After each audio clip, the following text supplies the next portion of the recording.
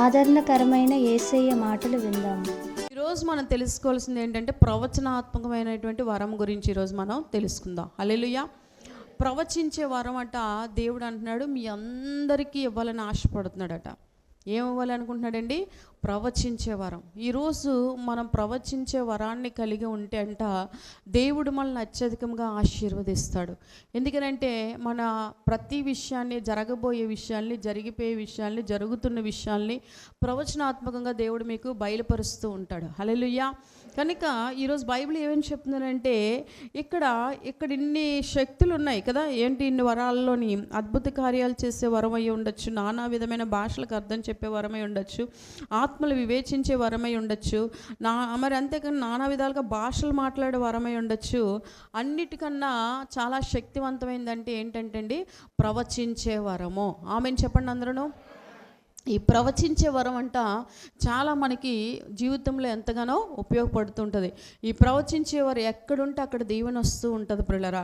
బైబిల్లో మనం చూసినట్లయితే 2 పేతురు 1:19 మనం ధ్యానించినట్లయితే అక్కడ ఏమని ఉంటుందంటే, మరియు 2 పేతురు 1:19 మరియు ఇంతకంటే స్థిరమైన ప్రవచన వాక్యం మనకున్నది.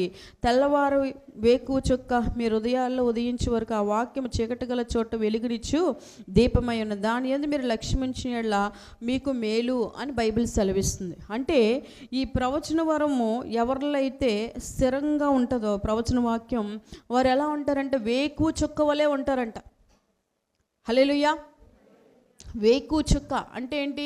చూడండి, వేకుజాని చుక్కలు అంటే చూడండి, ఒక విధంగా చెప్పాలంటే దేవుని వెలుగుతో వారు నింపబడుతూ ఉంటారు. దేవుడి ప్రసన్నత వారితోనే ఉంటూ ఉంటుందట. అందుకే బైబిల్ ఏమని చదివిస్తుందనంటే, ఇటువంటి వరాన్ని కలిగి ఉన్న వాళ్ళకంట మేలు, లక్ష్యం ఉంచిన ఎడల ఆ వరాన్ని నేను పొందుకోవాలని ఆశ, ఆలోచన కలిగిన వాళ్ళందరికీ కూడా గొప్ప మేలు అని చెప్తున్నాడు. సాధారణంగా మనకి ఏముంటుంది ఆశ? మా పిల్లలు బాగోవాలి, నేను బాగోవాలి, నా భర్త బాగోవాలి, అంతే కదండి మనకున్నది జనరల్గా ఉన్న ఆశ. హల్లెలూయా. మరి నా కుటుంబం బాగోవాలి, లేకపోతే ఇంకా మా ఇంట్లో వాళ్ళందరం బాగోవాలి. ఏమంటే పెళ్ళిళ్ళు అయ్యే టైం అయితే పెళ్ళిళ్ళు అవ్వాలి, పిల్లలు పుట్టే టైం అయితే పిల్లలు పుట్టాలి. ఇలా రకరకాల వరాలు కలిగి, ఆశలు కలిగి ఉంటాం. కానీ దేవుడు ఆధ్యాత్మిక మిమ్మల్ని ఏమని అడుగుతున్నాడు అని అంటే, ప్రవచనాత్మని వరాన్ని కలిగి ఉండండి అంటున్నాడు. ప్రవచించే వరం మీలో ఉండునుగాక, ప్రవచించే ఆత్మ మీ మీద కుమ్మరింపబడునుగాక. హల్లెలూయా. ఎప్పుడైతే ఈ ప్రవచించే వరాన్ని మనం కలిగి ఉంటామో మనకు అది మేలు అని చెప్పి బైబిల్ సూచిస్తుంది ప్రియులారా. ఎందుకంటే భూతమానం మనకి జరిగిపోయే విషయాలు, జరగబోయే విషయాలు, జరుగుతున్న విషయాల్ని మనకి తేటగా తెలియపరిచేదే ప్రవచన వరం. అందుకే బైబిల్లో చూడండి, ప్రసంగి 8:6-8 చూస్తే, ప్రతి సంగతి విమర్శించే సమయమున ఏర్పరచబడి ఉన్నది, లేని ఎడ్ల మనుషులు చేయి కీడు బహు భారమగును, సంభవింపబోవున్నది నరులకు తెలియదు, అది ఎలాగ సంభవించిన వారికి తెలియచేవారు ఎవరు. 8 గాలి విసరకుండుట చేయుటకు గాలి మీద ఎవనికి అధికారం లేదు, మరణదినము ఎవనికి వశము కాదు, ఈ యుద్ధమందు విడుదల కదా, యుద్ధమందు విడుదల దొరకదు, దౌష్ట్యము దాన్ని అనుసరించే వారికి ఏమంటున్నారండి? తప్పింపదు. హల్లెలూయా.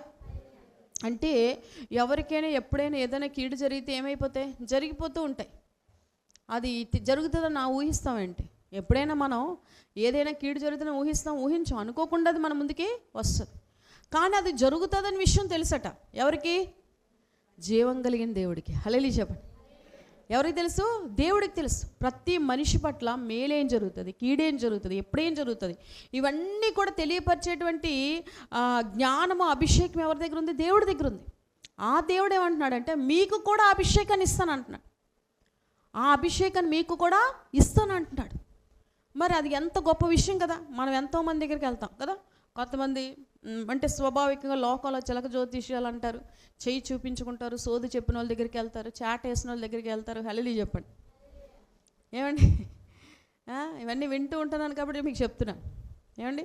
అవన్నీ కాకుండా మీ యొక్క వ్యక్తిగతంగా జరగబోయేటువంటి పరిస్థితుల్ని ఎవరైతే దేవుని ఆత్మ ద్వారా చెప్తూ ఉంటారో అవి జరిగిపోతూ ఉంటాయి మీకు. వాళ్ళు ఏమంటారంటే ప్రవక్తలు అంటారు. ఆడవాళ్ళు ఉండొచ్చు, మగవాళ్ళు ఉండొచ్చు కదా. దెబోరా, మరి ఇంకెవరు? మిరియాం, వీళ్ళందరి గురించి బైబిల్ ఏమని చెప్తుంది? ప్రవక్తనీయులు. దేవునికి స్తోత్రం. సమూయేలు, నాతాను, వీళ్ళందరి గురించి ఏం చెప్తుంది? ఎలీషా, ప్రవక్తలు అని చెప్తుంది. ఏలియా, వాళ్ళు జరగబోయే విషయాలన్నీ కూడా ముందుగానే చెప్పేస్తారు. నీ జీవితంలో ఇది జరగబోతుంది, నీ జీవితం ఇలా ఉంటుంది, ఇలా ఉంటుంది. దేవునికి స్తోత్రం. లేదంటే ఏదైనా పని మీద వెళ్ళేటప్పుడు ఈ పని మంచిదా కాదా కూడా చెప్పేస్తారు వాళ్ళు. అలాగే దేవుని సేవకులు కూడా ఉన్నారు మన సంఘంలో, మీ అందరికీ తెలుసు. ఇప్పుడు ఏదైనా పని మీద వెళ్ళేటప్పుడు ప్రేయర్ చేయించుకున్నప్పుడు ఇలా జరుగుతుందని చూపిస్తున్నారమ్మా అంటాను. అది ఖచ్చితంగా జరుగుతుందా లేదా? జరుగుతుంది. దేవునికి స్తోత్రం. కనుక ఎందుకు చెప్తున్నారంటే ఈ బైబిల్లో ఉన్న సత్యాలు ప్రియులారా. అందుకే ఇక్కడ ఇలాగ మానవుడి జీవితంలో ఎప్పుడు ఎలా ఉంటుందో తెలీదు. ప్రసంగి 6:12 అంటాడు, నీడవలే తన దినములన్నీ వ్యర్థముగా గడుపుకొనొచ్చు మనుషులు బ్రతుకునందు ఏది వారికి క్షేమకరమో ఎవరికి తెలియదు. ఏది వారికి క్షేమకరమో కూడా తెలియదు. అలా ఉన్నారు మనుషులు ఈరోజు. అంతేనా? కొంతమంది చూడండి, వివాహాలు చేస్తాం కానీ కొంతకాలానికి యజమానుడు ఉండు, కొంతమందికి యజమానురాలు ఉన్నారు, పుట్టిన బిడ్డలు ఉంటారు, పుట్టినరోజు పుట్టిన నెలలోనే కొంతమంది కనబడరు. అది అలా జరుగుతుందని నాకు తెలియదు. అలా వివాహం చేస్తారా? చేయరుగా. తెలిస్తే అలాగ ఒక కుటుంబంగా మారుతారా? మారరుగా. తెలియకుండానే అవన్నీ సంభవించేస్తూ ఉంటాయి. ఇలాంటి కీడుల నుంచి తప్పించుకోవాలంటే, ఇలాంటి పరిస్థితుల నుంచి మీరు బయటపడాలంటే మీరు ప్రవచనాత్మక వరాన్ని కలిగి ఉండాలి. కలిగి ఉండాలంటే మీరు దేవునితో వ్యక్తిగతంగా ఉదయం 1 గంట, రాత్రి 1 గంట దేవునితో సమయాన్ని గడపాలి.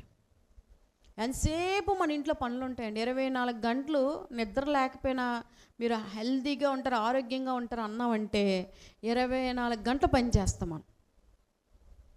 ఒప్పుకుంటారా విషయాన్ని? ఏమండి?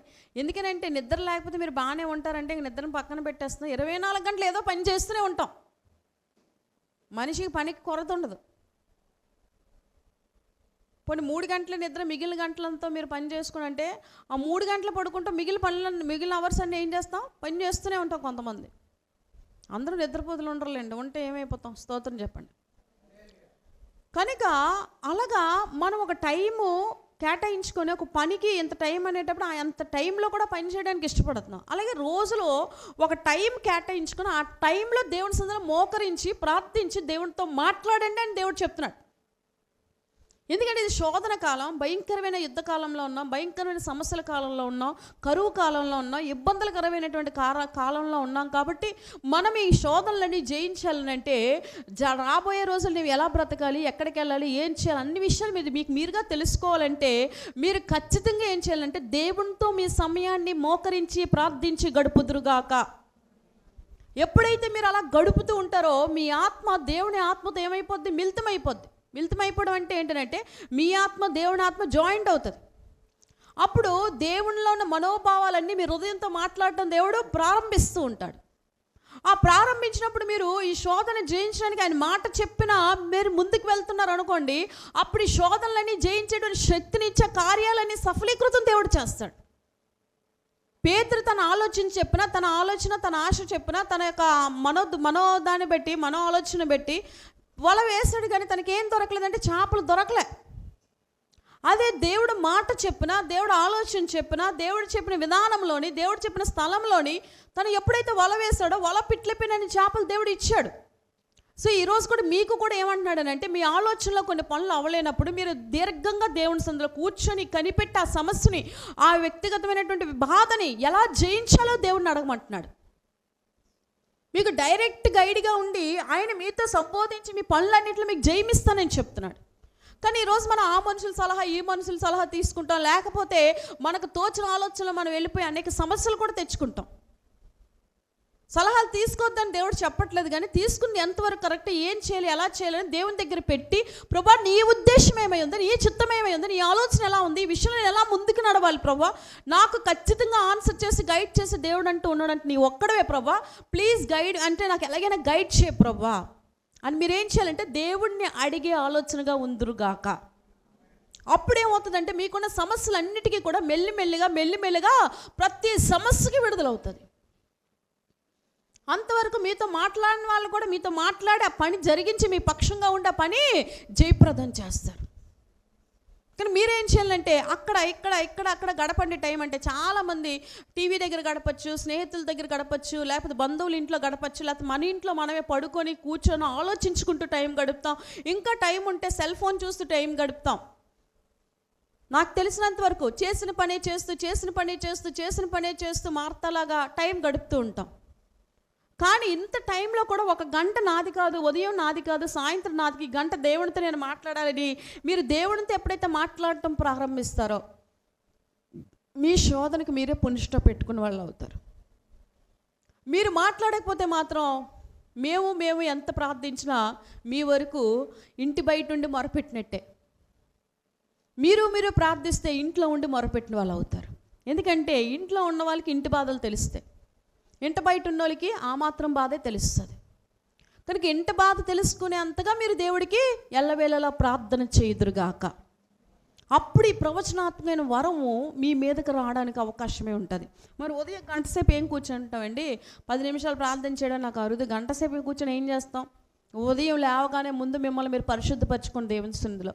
ప్రభువా, నేను ఏదైనా తప్పులు అవిధేతలు చేస్తున్నానా, చెడు మార్గం గుండా నడుస్తున్నానా, లేకపోతే చెడ్డ స్నేహితులు నాతో ఉన్నారా, చెడు ఆలోచనలు నాకు కలుగుతున్నాయా, ఆ బంధకాలన్నిటి నుంచి నన్ను విడిపించు. ఎందుకంటే ఏ క్షణంలో నీవు నన్ను పిలుస్తావో నాకు తెలియదు ప్రభువా. నా కళ్ళు ముయ్యగానే నీ రాజ్యంలో నేను కనిపించాలి తండ్రి.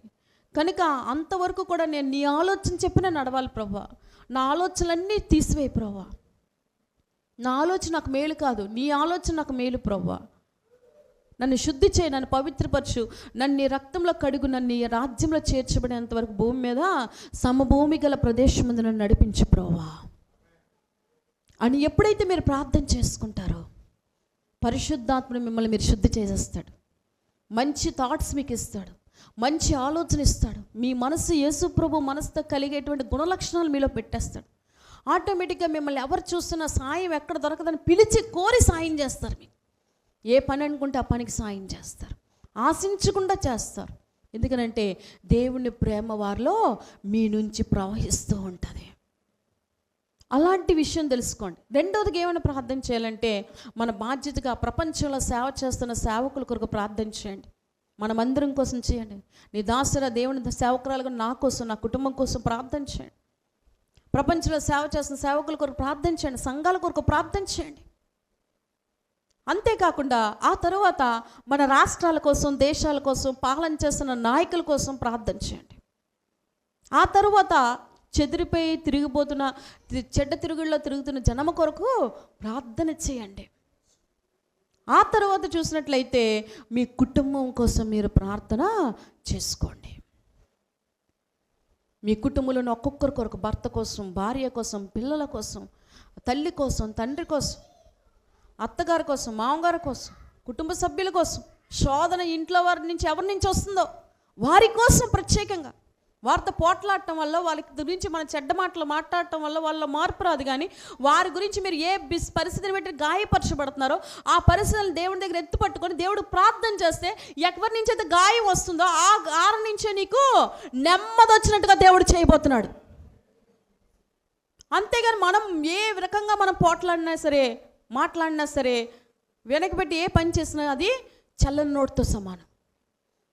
ఇంకా పగలు, కక్షలు, క్రోధాలు పెరుగుతూనే ఉంటాయి. కానీ ప్రార్థన చేస్తే మాత్రం సమాధానం అనేది అక్కడ ఏర్పడుతుంది. అటు గట్టిగా చప్పట్లు కూడా దేవుని నామమున మహిమపడదాం. ఇవన్నీ మీరు ఎలా నింపబడతారంటే దేవునితో కాంటాక్ట్ చేసి మాట్లాడుతున్నట్టుగా ప్రార్థనలో. మరి రాత్రులు ఏం చేయమంటామమ్మా అంటే ఉదయం నుంచి సాయంత్రం వరకు చేసిన మేళ్ళు, రేపటి దినాన్ని ఉన్న బరువు బాధ్యతలు, రేపటి దినాన్ని చేయవలసిన పనులు,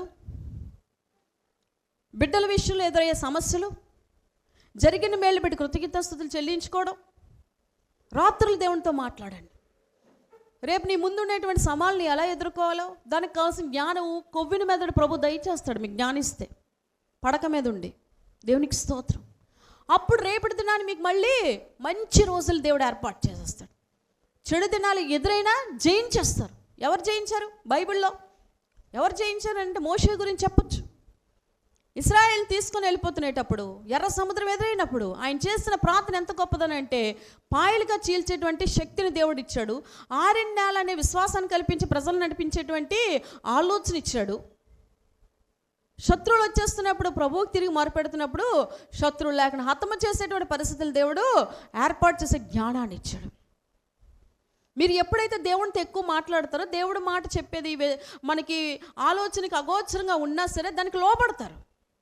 ఒకవేళ దేవునితో మీరు ఎక్కువ మాట్లాడలేనప్పుడు దేవుడు మీతో మాట్లాడినా సరే ఆ పరిస్థితులని వాటిని నిర్లక్ష్యం చేసి విడిచిపెట్టేస్తారు.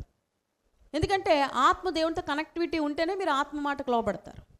ఆత్మ దేవునితో కనెక్టివిటీ లేకపోయింది అనుకోండి, మీరు ఆత్మ మాటకు లోబడలేరు. ఆత్మ మాటకు లోబడలేనప్పుడు శోధకుడు అన్నాడు వచ్చేస్తాడు. శోధకుడు అన్నాడు వచ్చాడంటే కుటుంబంలో సమస్యలు, ఇబ్బందులు, ఇరుకులు వ్యక్తిగతంగా వస్తాయి, ఫ్యామిలీ పరంగా కూడా వచ్చేస్తాయి. కనుక వాక్యం తెలుసుకుని మీరు యెహోవాయందు భయభక్తులు కలిగిన మీరు అందరితో కూడా దేవుడు ఈ సమయంలో మాట్లాడుతున్నాడు. ఎప్పుడు ఏం జరుగుతుందో మీకు తెలియదు. దీని అంతటికీ మూలాధారం దేవుడు ఒక్కడే. అదే చెప్తున్నాడు. ఏమనంటే యెషయా 44:6 అంటున్నాడు, ఇశ్రాయేల్ రాజుని యెహోవా, వారి విమోచకుడైన సైన్యములకు అధిపతి యెహోవా ఇలా సెలవిచ్చున్నాడు, నేను మొదటి వాడను, కనపటివాడను, నేను తప్ప వేరే దేవుడు లేడు. వేరే దేవుడు లేడని చెప్తున్నాడు. కాబట్టి ఆయన మీ పక్షంగా ఉండి మీ భవిష్యత్తుని మంచిగా మీ హృదయాల్లో ఆలోచన ఇచ్చి నడిపిస్తాడు. నెక్స్ట్ మాట ఏమని చెప్తున్నాడంటే 1 కొరింథీ 2:10-11 చూస్తే, మనకైతే దేవుడు వాటిని తన ఆత్మ వలన బయలుపరుచుచున్నాడు. చూసారా ఏమంటున్నాడండి? మనకైతే. వీళ్ళందరి పరిస్థితులు ఎలా ఉన్నాయి? వాళ్ళకి ఎప్పుడు ఏం జరుగుతుందో తెలియని పరిస్థితిలో ఉన్నారు.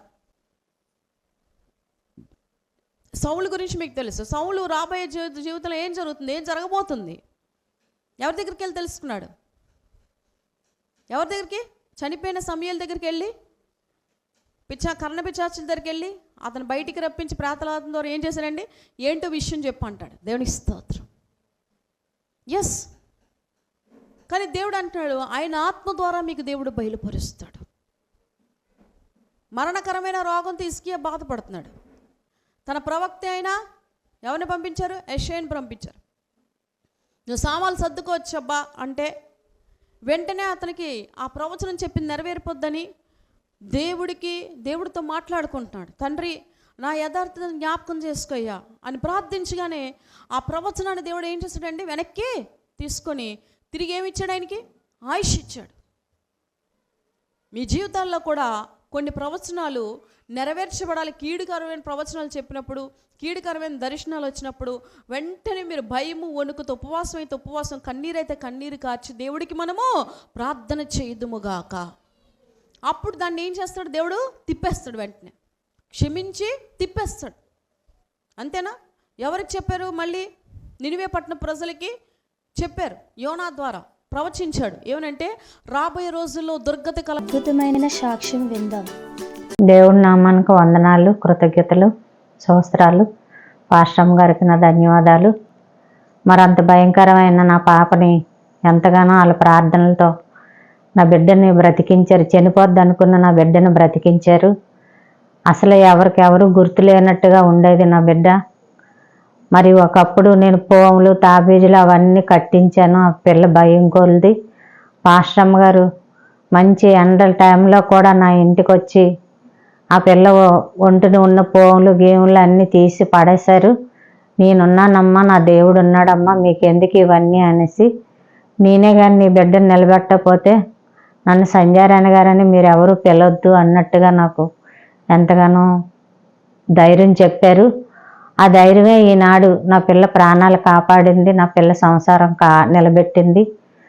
తనలో ఉండే భయంకరమైన సైతాన్లన్నీ కూడా పోయి ఎంతగానో ప్రశాంతంగా నా బిడ్డ ఇప్పుడు ఉంటుంది. తల్లి అని, పిల్ల అని అందరినీ గుర్తించగలుగుతుంది. ఒకప్పుడు మెంటల్గా పరిగెలెట్టేది, నన్ను కూడా కొట్టేసేది. పాస్టమ్మ గారు చెయ్యి కూడా ఇంతవరకు రక్కేసింది. పాస్టమ్మ గారు అయితే నా బిడ్డతో పట్లు పట్టారమ్మా. ఆ బిడ్డను ఎలాగైనా సరే మార్చాలని. ఇప్పుడు ఒక మామూలు స్థితిగా నా బిడ్డ వచ్చింది. అలాగే ఆరోగ్యం బాగాలేదని తన భర్త దూరం అయిపోయాడు. ఇప్పుడు తన భర్త కూడా వచ్చి తన బిడ్డను కూడా సక్రంగా చూసుకుంటున్నారు. మరి నేను చిన్న వ్యాపారం చేస్తానమ్మా. మరి ఆ వ్యాపారంలో పాస్టమ్మ గారు ప్రార్థన నా షాపులో అడుగు పెట్టారు, నా ఇంట్లో అడుగు పెట్టారు. నాకు ఎన్నో అద్భుతాలు జరిగాయి. ఈ మేళ్ళు నా కంఠంలో ఊపిరి పోయినంత వరకు నేను ఎప్పుడూ మర్చిపోను. పాస్టమ్మ గారు కానీ, ఆ దేవుడు కానీ ఎప్పుడు నా హృదయంలో నిలుచుకొని ఉంటారు. సాక్ష్యాన్ని నమ్మి ఈ సన్నిధికి వస్తారన్నదే నా ప్రార్థన.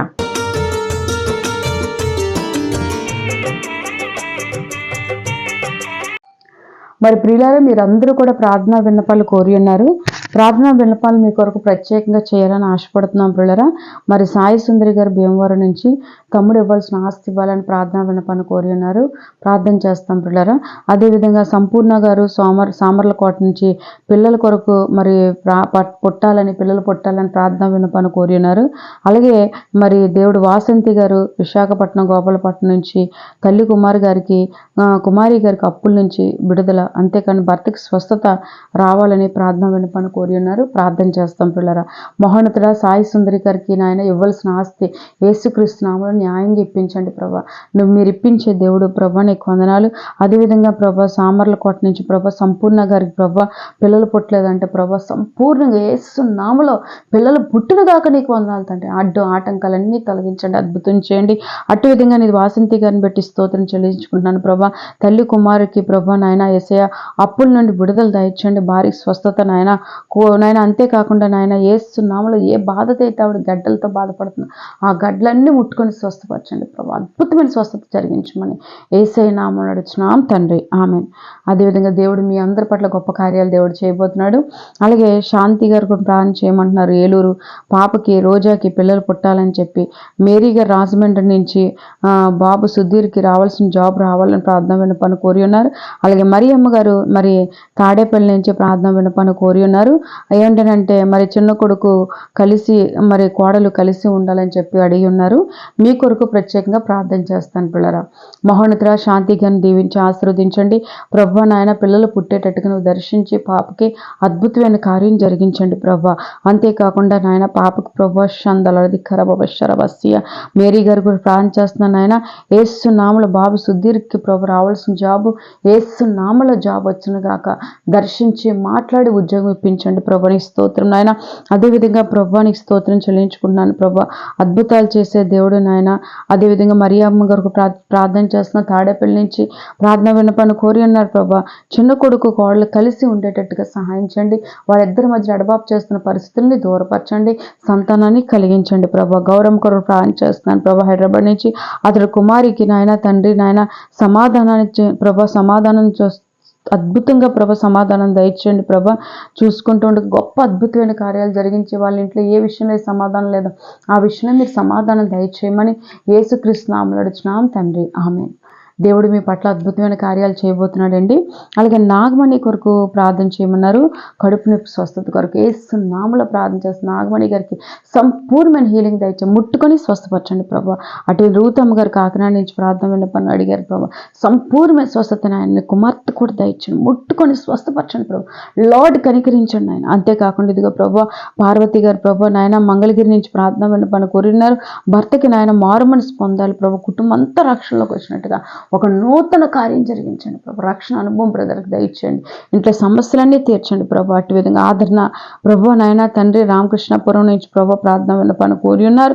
అంతేకాకుండా ఇదిగో ప్రభు బాబుకి వివాహం జరగాలని అప్పుల సమస్యల నుంచి విడుదల పొందాలని ప్రభు. అద్భుతంగా కుమారుడి వివాహం జరిగే అప్పుల సమస్యల నుంచి విడుదల చేయండి ప్రభు. బ్లెస్ చేయమని యేసు నామములో అడుగుతున్నాం తండ్రి, ఆమేన్. అటు విధంగా నిర్మలా గారిని బట్టి స్తోత్రం నాయన. బాపట్ల నుంచి ప్రార్థన విన్నపాన్ని కోరి ఉన్నారు ప్రభు. అయ్యా త్రాగు నుంచి కొడుకు త్రాగు నుంచి విడుదల, అంతేకాకుండా నిర్మలా గారికి మోకాలు నొప్పిన సంపూర్ణ స్వస్థతను దయచండి ప్రభా. నీకు వందనాలు చేయించుకుంటున్నాను ప్రభా. సొంత గృహాన్ని కూడా వారికి అనుగ్రహించమని యేసుక్రీస్తు నామములో అడుగుచున్నాను తండ్రి, ఆమేన్. దేవానికి వందనాలు చెల్లించుకుంటున్నాను. జయానందరావు ప్రభా నాయన జయానందరావు గారిని బట్టి స్తోత్రం నాయన. కుమారుని దర్శించి మాట్లాడిన నాయన చూసిన ప్రతిదీ ప్రభా నాయన మంచి రేటుకి సేల్ అయ్యేటట్టు సహాయం చేయండి ప్రభా. సైట్ నాయన అటు విధంగా స్టమక్ పెయిన్ నుంచి కూడా సంపూర్ణమైన హీలింగ్ దయచండి, ముట్టుకొని స్వస్థపరచండి. అటు విధంగా మరియమ్మ గారు కూడా ప్రార్థన చేస్తున్నానైనా భద్రావతి ప్రభా యేసు నామములో ప్రభా ఊరు వెళ్ళారు క్షేమంగా వచ్చేసినట్టుగా బ్లెస్ చేయండి. ధైర్యం శక్తి బలం ఇవ్వండి ప్రభా. అదేవిధంగా ప్రభా రాణి నాయన సుష్మాబాద్ ప్రభా షందలది కరవశ్వరవస్య నాయన తండ్రి ప్రభా యేసు నామంలో శంషాబాద్ నుంచి ప్రార్థన విన్నపాన్ని కోరి ఉన్నారు. ఆరోగ్యం ప్రభా సంపూర్ణంగా ఉన్నట్టుగా ప్రభా. అయా పర్సనల్గా స్వస్థత సంపూర్ణమైన హీలింగ్ దయచేయండి ప్రభా.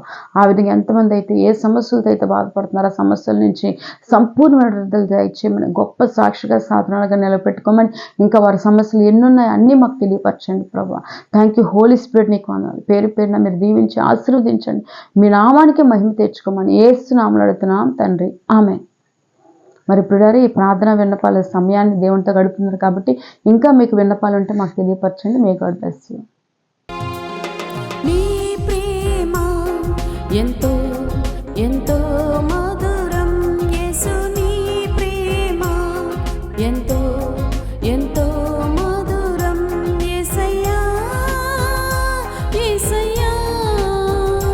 యేసయ్యా యేసయ్యా యేసయ్యా యేసయ్యా యేసయ్యా యేసయ్యా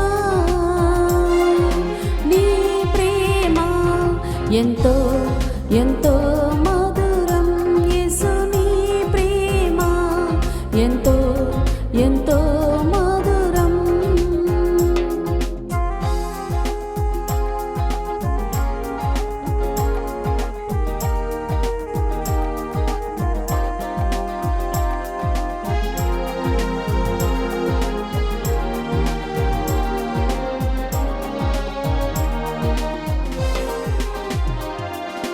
తల్లి కుండునా నీ ప్రేమ సొంత చెల్లి కుండునా నీ ప్రేమ అన్న కుండునా నీ ప్రేమ కన్నా తండ్రి కుండునా నీ ప్రేమ తల్లి కుండునా నీ ప్రేమ సొంత చెల్లి కుండునా నీ ప్రేమ అన్న కుండునా నీ ప్రేమ కన్నా తండ్రి కుండునా నీ ప్రేమ యేసయ్యా యేసయ్యా యేసయ్యా యేసయ్యా యేసయ్యా యేసయ్యా యేసయ్యా యేసయ్యా నీ ప్రేమ ఎంతో ఎంతో మధురం యేసు నీ ప్రేమ ఎంతో ఎంతో మధురం. రాణి గారు వ్యక్తిగతంగా ప్రార్థన చేయబడడం జరుగుతుంది. మా జీసస్ కింగ్డమ్ చర్చ్ బృందం వారు కూడా ప్రత్యేకంగా ప్రార్థనలు చేస్తారు. నేడే మీ సమస్యలను మాకు తెలియపరిచి మీ సమస్యల నుండి విడుదల పొంది ప్రభు యొక్క ఆశీర్వాదాలు పొందుకోండి. మరి ఇంకెందుకు ఆలస్యం, నేడే మీ సమస్యలు మాకు తెలియపరచండి. మా చిరునామా 12-804 Gandhinagar, Thotagaruvu junction, Arilova, Visakhapatnam. Pin code number 530040. మా ఫోన్ నంబర్ 8374100480 8374644755 కనుక మా ఫోన్ నెంబర్లను సంప్రదించండి. మీ విన్నపాలు మాకు తెలియపరచండి.